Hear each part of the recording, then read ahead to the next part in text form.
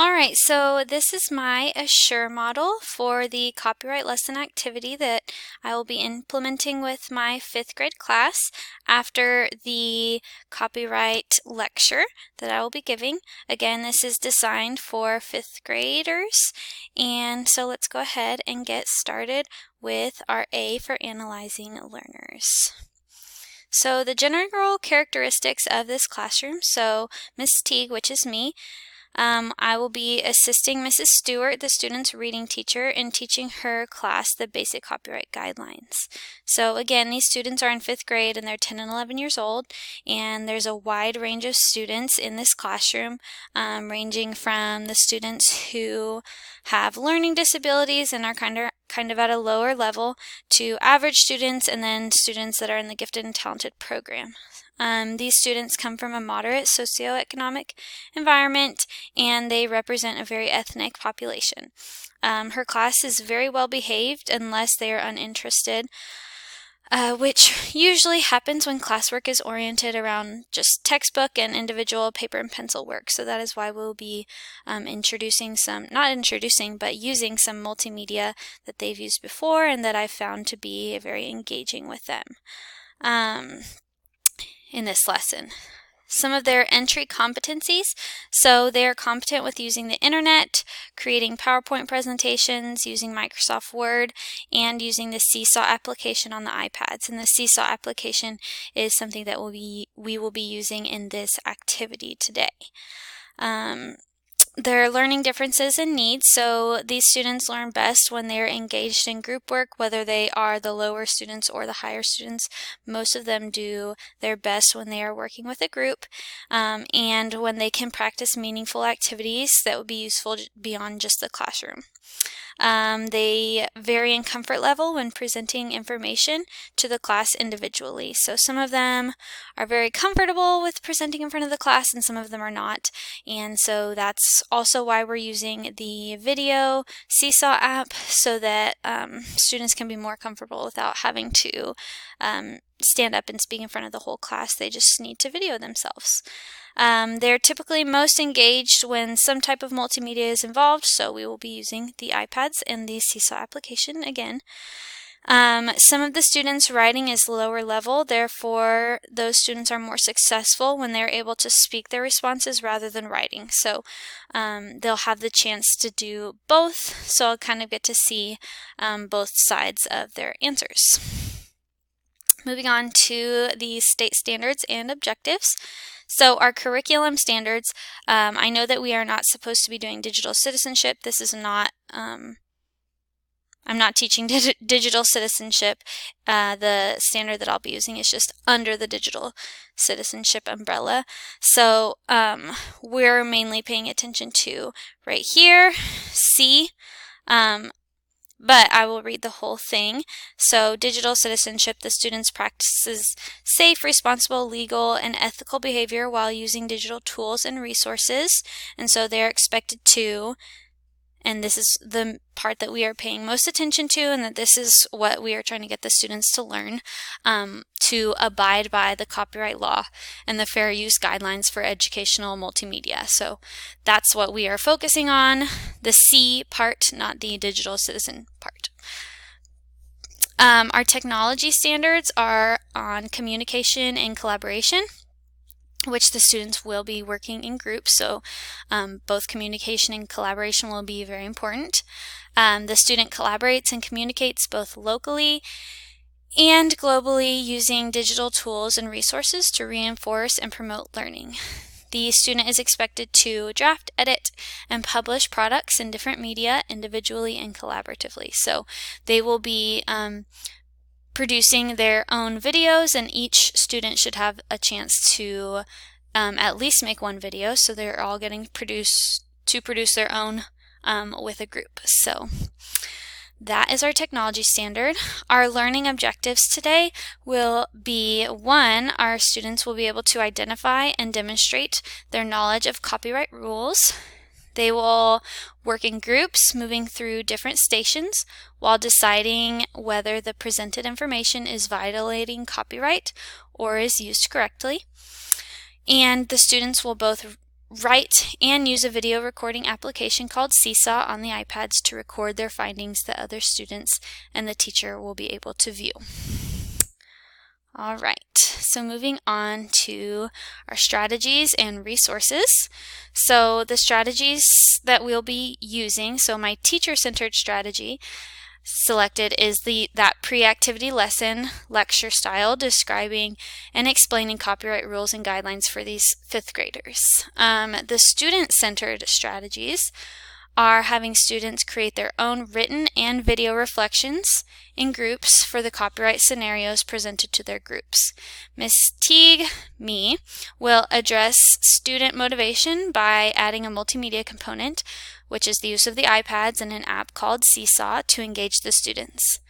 To achieve relevance, the kids will be reading through these scenarios that they may encounter here at school or maybe at home outside of the norm, things that they might see on a daily basis. So it's not just something that would happen in school. And then students' confidence is reinforced by having notes from the lesson handy to use with this group during the activity. So if they forget something that they learned in the lecture, they have those notes that they will be able to refer to and kind of refresh their minds on. So my technology and media resource that I selected was Seesaw. And it's to allow the students to share their findings digitally and also to view other classmates' findings at the end, to kind of compare what other people thought and if they might have thought differently and why they may have thought differently. Seesaw has a video and audio component, and I use this rubric guideline to help me to evaluate the appropriateness of my selection. So whether it aligns with standards, outcomes, and objectives. So this lesson and iPad activity, it provides the necessary tools to practice and meet the learning objectives. The app itself is not providing any information, so we don't really need to worry about accurate and current information because the kids are the ones who are putting the information onto the app. So the app itself is not really giving them any information, so that's not super relevant. Age-appropriate language. The language used on this Seesaw application is age-appropriate for these 5th graders as well as most elementary school classrooms. Interest level and engagement. The students have thoroughly enjoyed recording themselves on Seesaw as well as having the ability to watch other classmates' responses. They've, again, very much enjoyed it, and whenever we do get to use Seesaw, I have found that the kids are very actively engaged and very interested in what is going on. So that is a great one. This app has wonderful technical quality, and the students are very familiar with it already. They've used it here in the library, and they've also used it in their classrooms. So there should be minimal problems or questions concerning the use of the app. It is a bias-free app, and for user guide and direction, I will be monitoring in case of questions on how to use the application, though the students usually are able to figure it out on their own, or they ask people in their group or other classmates. The other materials that I've selected, so I have included the teacher-produced fill-in-the-blank notes for students to complete during the lecture-style lesson.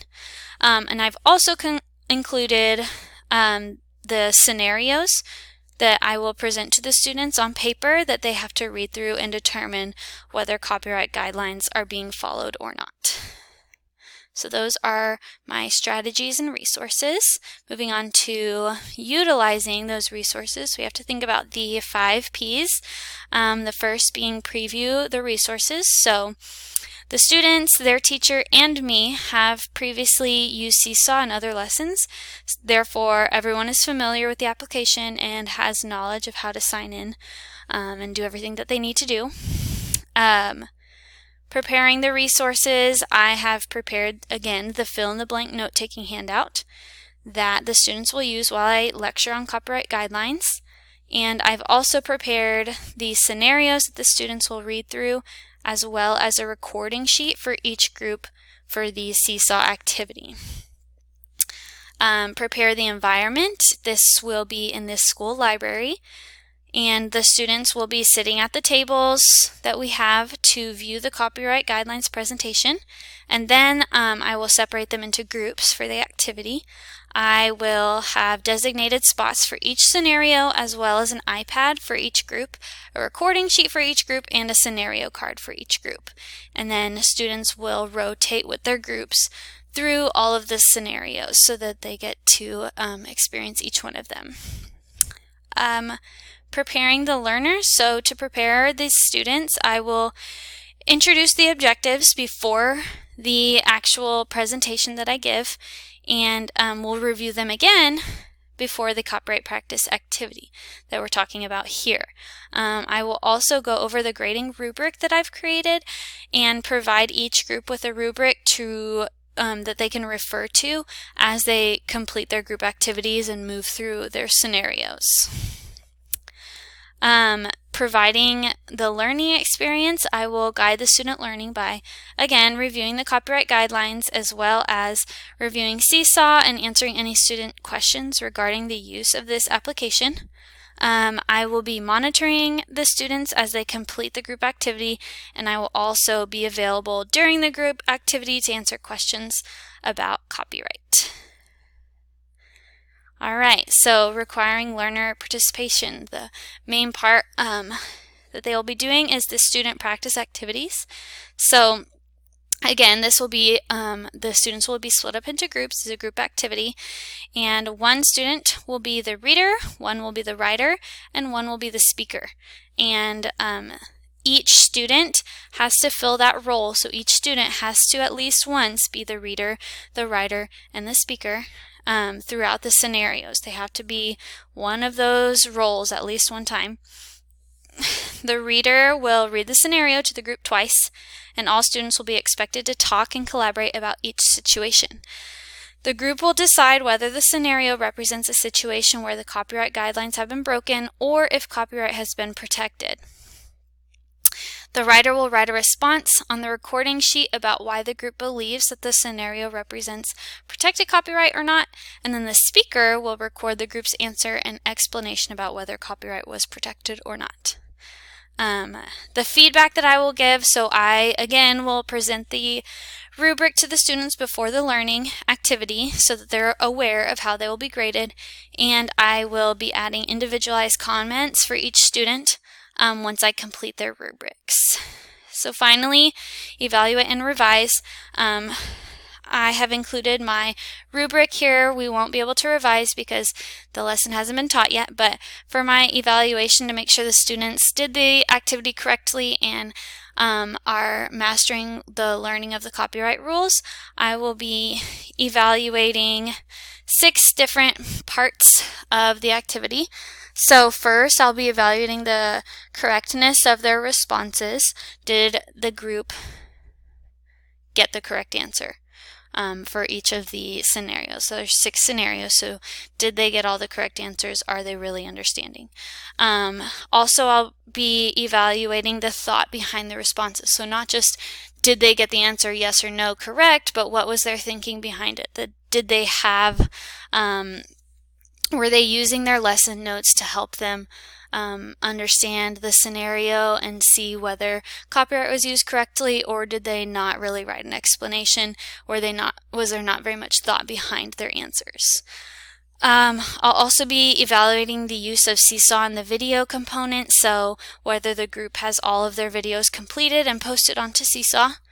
I will be evaluating the written component, whether they have yes, they need to have the video, and then they also need to have those 6 complete written responses. So were they writing everything out and using their thinking in that way as well, or did they kind of lack on that part?